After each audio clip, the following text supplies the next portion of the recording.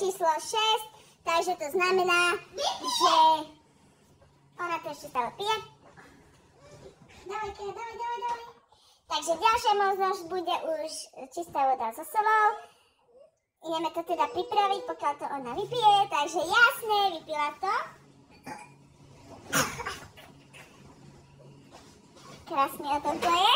Takže Vilka, môže sa teda nachystať, musí sa točiť na tej stoličke a môžeš ísť vypiť ďalšiu vodu slanú. Takže, no, ideme teda prichystať tento pohárik, teda položíme sem, zoberieme teda druhý pohár, do ktorého nalejeme teda tiež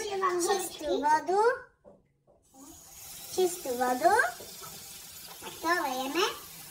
No, tuto som dala trošku stúdenú, ale nevadí.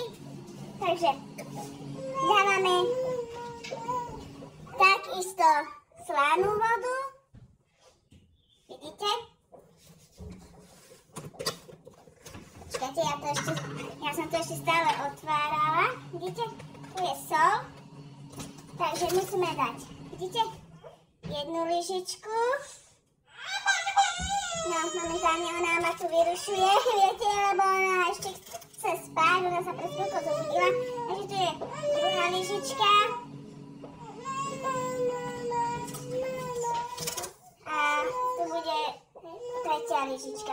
Takže teraz to takto krásne pomiešame. Mám tu dve nádoby, jeden je cukor, jeden je sol. Takže ja som ho dávala so solou. Takže sol môžeme zatvoriť a ideme pomiešať krásny koktejlík. Dúfam, že mi to bude chutiť a nebude mať horúčku, že na mňa zavolajú pohotovosť.